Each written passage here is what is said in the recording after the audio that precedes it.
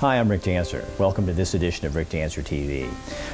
Rather than calling the photographer and get everybody together, I just kind of wanted to have a conversation with just you and me and the camera. So what I'm doing this next 2 weeks is re-airing a special that we did at KEZI back in 2006 called Invisible. A young woman named Amelia Abel, who you guys have become familiar with on the show, she wrote me a letter at the station, an email, and said, I didn't know who she was, and she said, I want to come on your show and talk about having Down syndrome. And I went to my news director and I said, what do you think? To put her live on the water cooler. And he says, Rick, it can either be magic or it can blow up in your face. And we did it, and it was magic.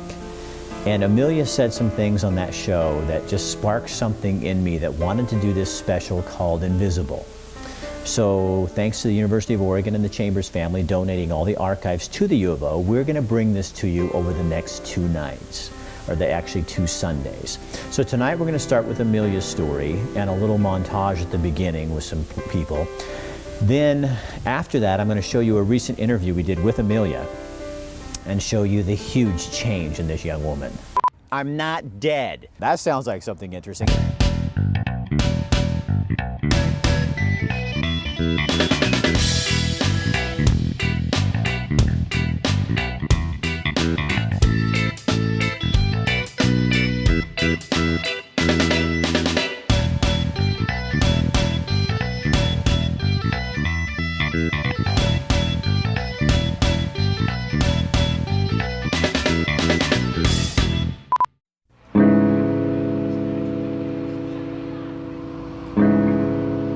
Invisible.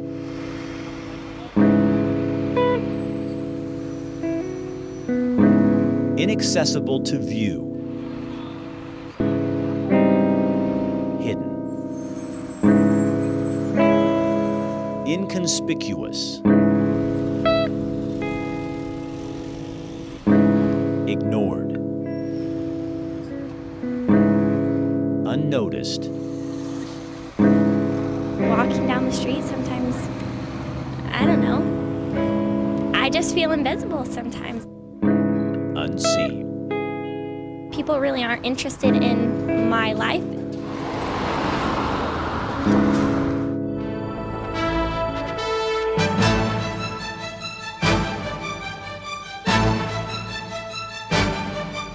At one time or another, most of us have felt invisible. You know that sense that what you feel or what you believe just doesn't matter to anyone? Sometimes we put ourselves in the box. Sometimes it's circumstances. But when other people's perceptions about us cripples us, freedom is so difficult to grab onto. You need someone to believe in you. You need someone to help you explore.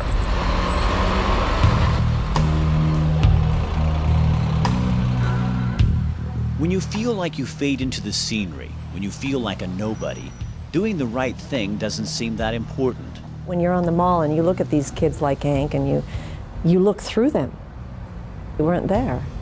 At a glance, we might think some of the very visible who feel invisible are asking for it. It makes you feel like you're a lesser person. People put you down so much that you actually feel like you're a lesser person. You don't deserve anything. But maybe we're really not looking at them. It's much easier to look away and to write them off. If I don't have a job, then it sucks. It's like being a waste of space. There are others who feel invisible who can't help it. They straddle this world and their own. We hold the key, but our grip is too tight. There's some people who stare at me just to my disability. And then those who were sent here to the land of invisible. What seems like a one-way ticket to nowhere. Nobody knows what I go through. Nobody knows what I've been through. And then there's the rest of us, who can't seem to fit in either. I feel invisible when I walk down the street and I feel people looking at me and only seeing kind of what they want to see. Being misunderstood is part of life, but when it pushes you to an edge, it can be dangerous. They want to turn into someone. They don't feel that they really have a right to be here. I think they feel guilty for being here on the face of the earth. Ignoring it only makes it worse. Frustrations grow. the number of invisible people increases. What keeps me going? Knowing I can do better than everybody says I can do. It won't just go away. Money won't stop it. Time. Real time spent. The only solution. It's showing the humanness of this person. I value you enough to go with you, or to take you to the game with me, or the basketball game with me, or the baseball game with me. I'm proud to be with you. The mask must come off. We're out here at the Ridgeline Trail because we got something really big coming up. First, this is James Houghton. I don't want you to stand here. Oh, yeah, Level 32 racing. We just thought we'd keep it real subtle so you'd know who's putting on the race. But first, I want to tell you, Coburg Pizza is going to donate 25% of your proceeds, your purchases at the pizza parlor on the Monday nights through November to MovemberEugene.com. That basically goes to the Oregon Cancer Foundation. James is also going to donate a portion of your registration fee. That's right. For the same purpose, but we're going on a big honkin' race. Yeah, that's right. We got 4 distances, 3.5 miles, 6 mile, 10 mile, 16 mile.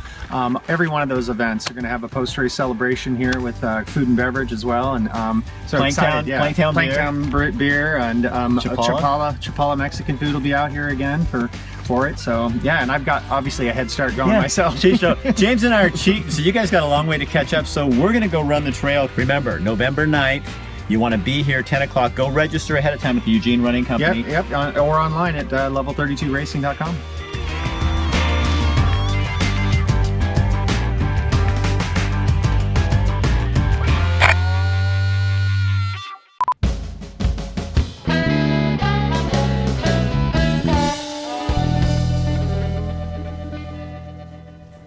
Hey Steve, how you doing, man? Good. How are you?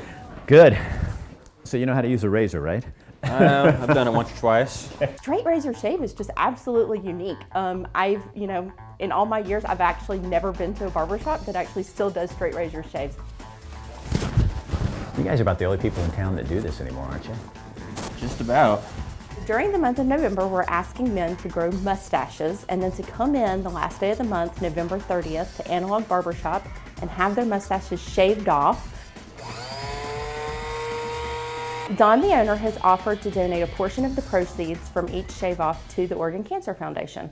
Everyone has a different face shape and different contours and stuff. When families are going through cancer treatment, oftentimes it throws their finances into chaos, and we help to bridge that gap with patient assistance. And that could be anything from a hotel night stay so they can come in and get their chemo. It could be tires for their car.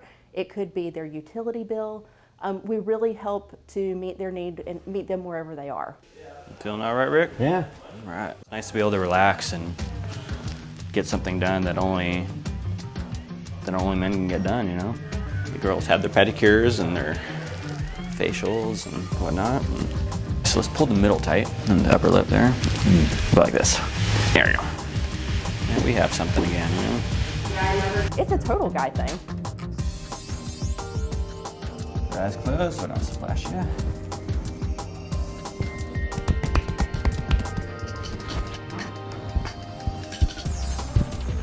Let the games begin. Now we grow it for a month. Oh, man.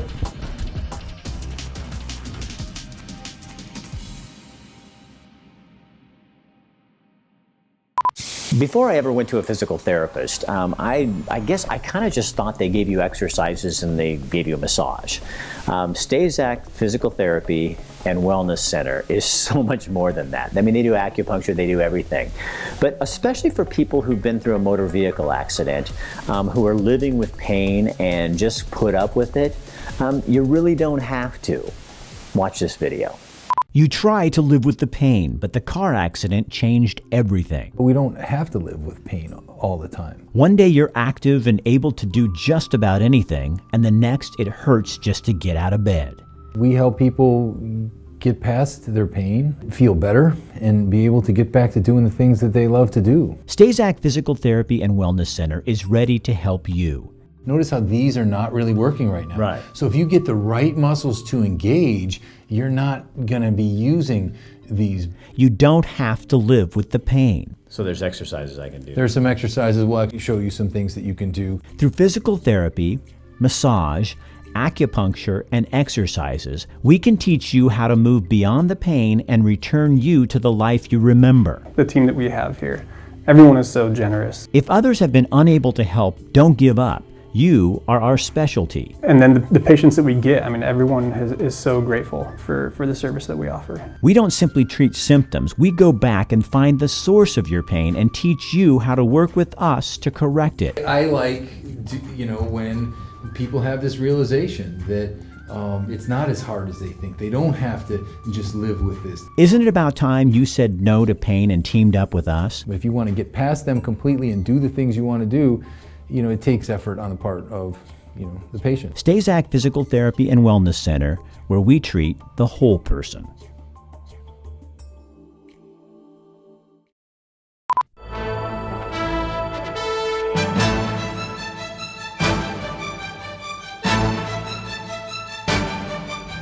The story that got us thinking about feeling invisible is the story you're about to hear, Amelia Abel. She's an amazing woman with plenty of guts. She's got so much to offer people, but few takers. She wrote us a letter a few years ago telling us how invisible.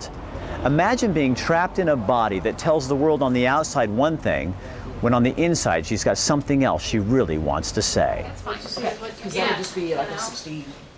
What would it be like to spend your life stuck in the middle? When I came, the doctors didn't know I had Down syndrome, so it was really hard for them. So what happened is they had to do all tests on me, saying if I do or not. And my dad said to the doctor, saying, "I know my daughter has Down syndrome. I can see her with her face." You know you're different, but not that different. People look at me weird and funny way.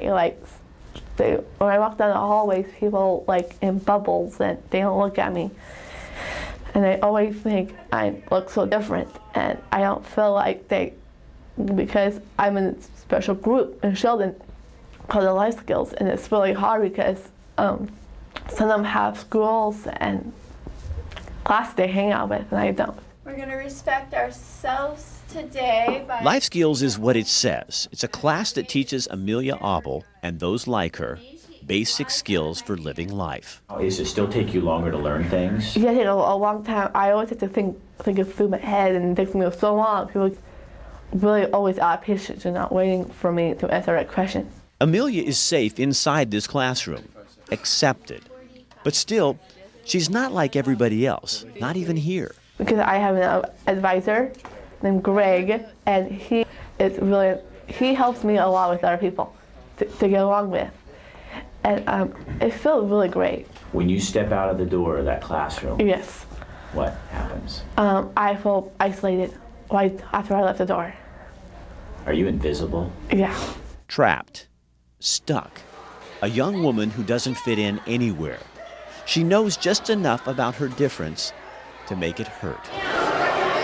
Whenever I walk down the hallway, I see all these people, and I have to get some notes, go to my class, get some notes, and when I walk by there, people just don't come to me and say hi to me, and it feels really kind of weird to me. They don't say hi to you? No, they don't say hi to me. They don't say I'm walking down the hallway all by myself. No one doesn't say hi to me. Life has never been easy for Amelia. It could be. She's not looking for problems, just relationships, friends, people who care. But even more than that, people she can care about. I bet you'd be a good friend to somebody, wouldn't you? Yes, I know. You just want the opportunity to do that. Yes.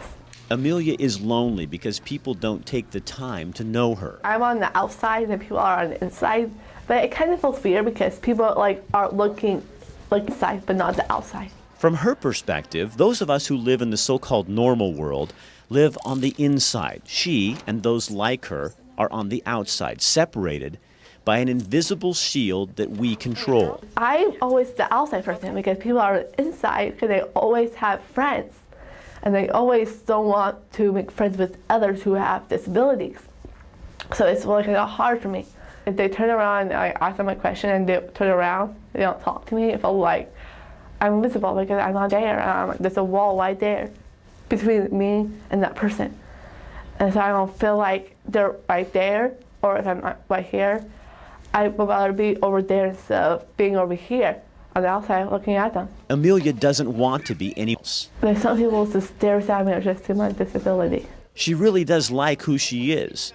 She wonders, why don't people on the inside look beyond?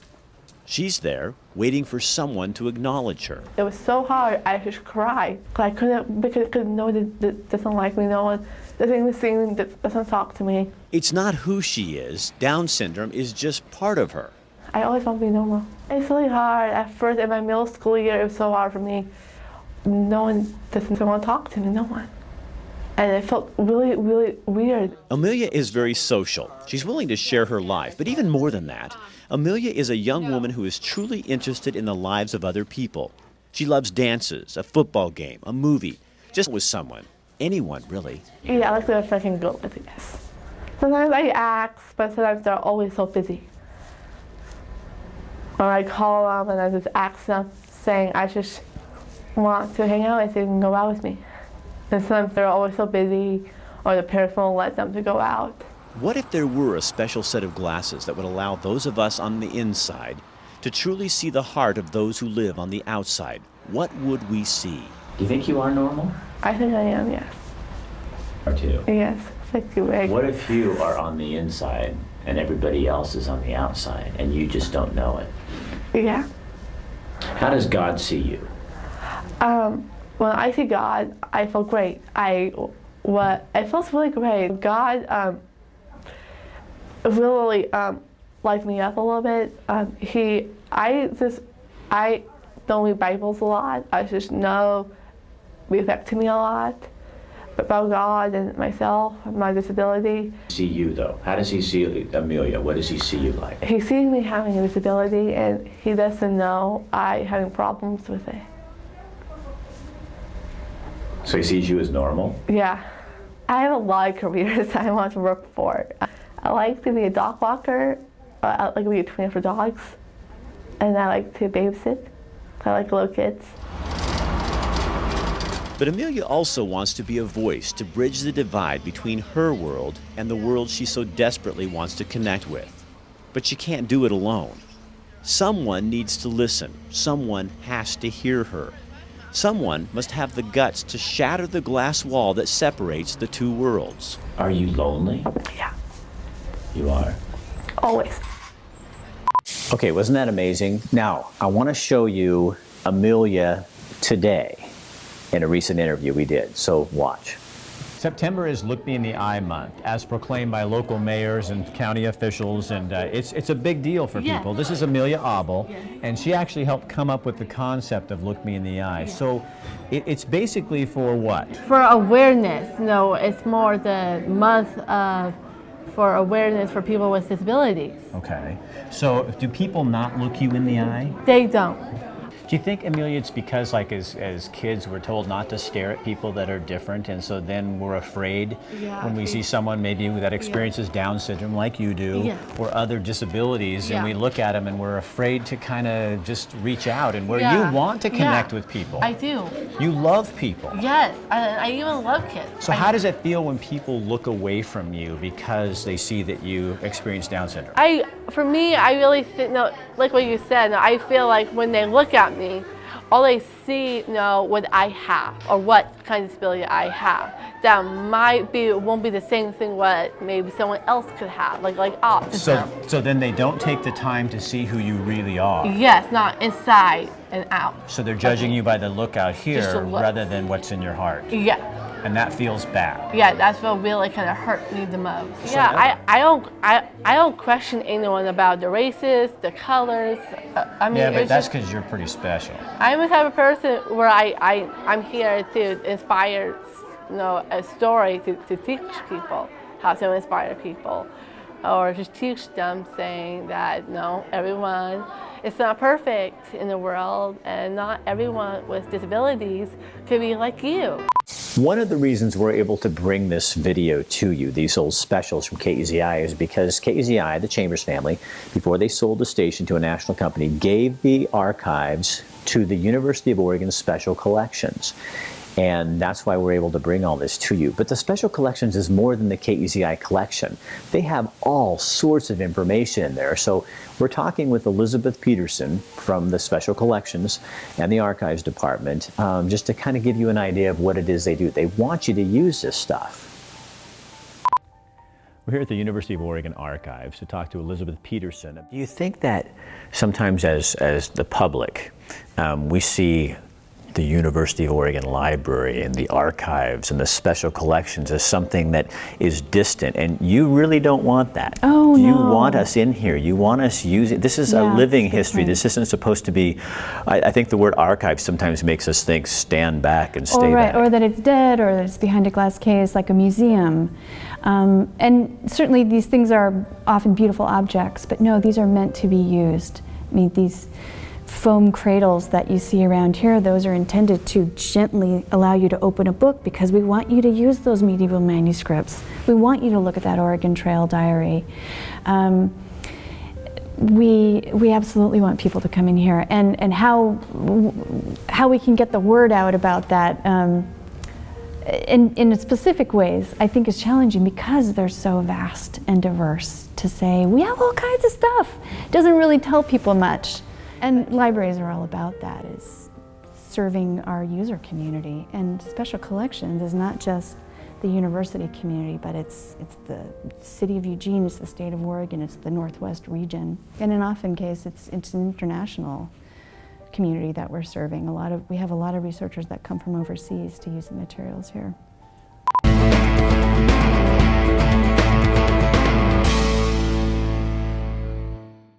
And we're here in Springfield, and it looks like I'm sitting with Roy Orbison, and that's what it's supposed to look like. This is actually Ray Bowles, and he is imitating or impersonating Roy Orbison.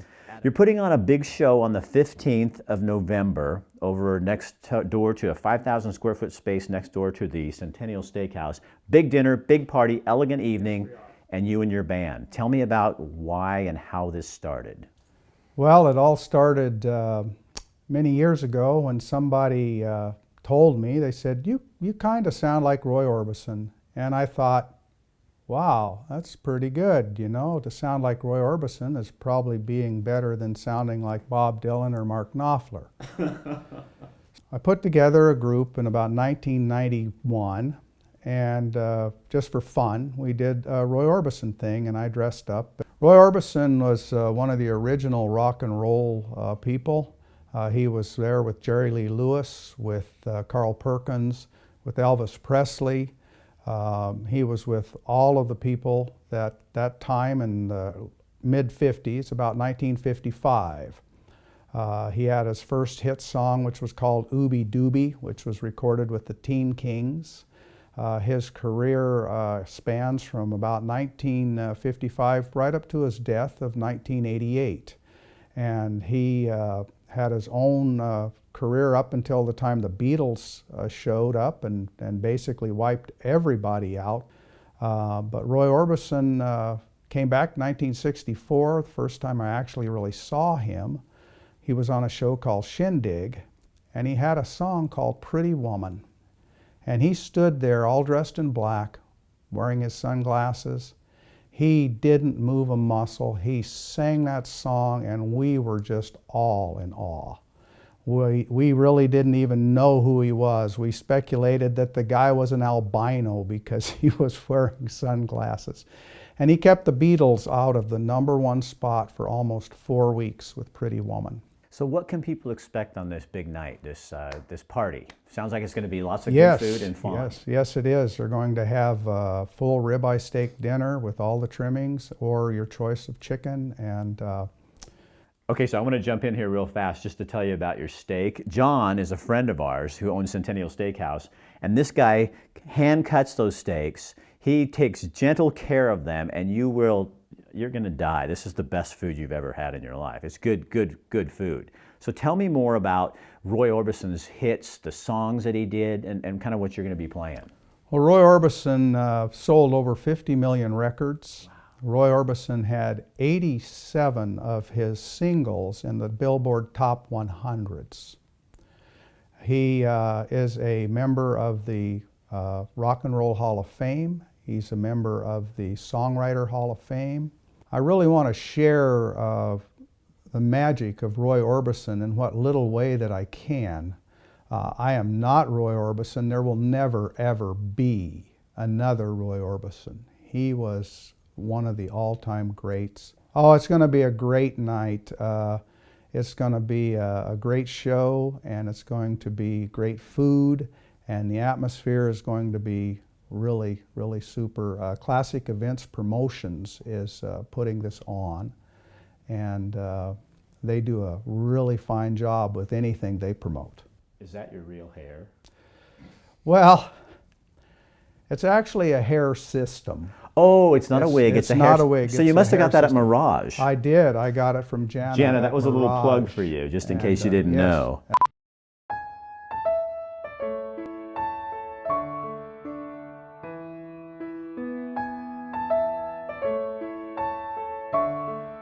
It's 4 in the morning.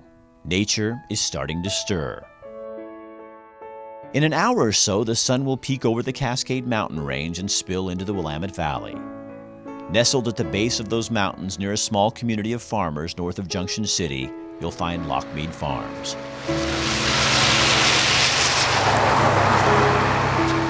The cows and those who care for them are already up. Something about starting the day this way seems so natural. Taking care of the land, the animals, and each other is just part of the tradition at Lockmead Farms.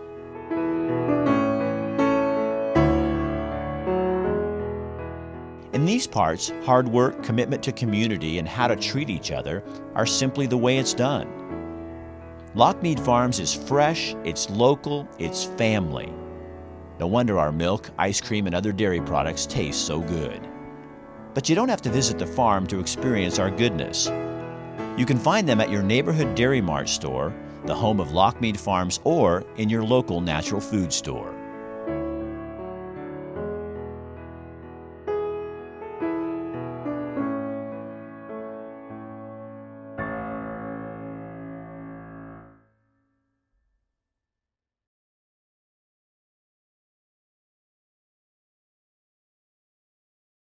One more thing before we go. Tuesday is the general election. A lot of important issues on there. And honestly, yeah, I have some ideas. I voted. I get that done quick and early so I don't have to listen to anybody telling me what I should or shouldn't do. I educate myself and then I vote. And I don't vote down the party line, and you shouldn't either. You should look at these people, look at the candidates, find out what they're about, and then get involved. If you don't participate and you don't vote, to me, then you don't get to gripe because you're not participating in the process. It's really easy to sit back and do nothing and then just complain. I had a news director one time and he said, if you don't come in here with a solution, then don't come in here with a problem. And that's kind of how I feel about with elections. If you can't come in and do something positive, then you don't get to gripe about it.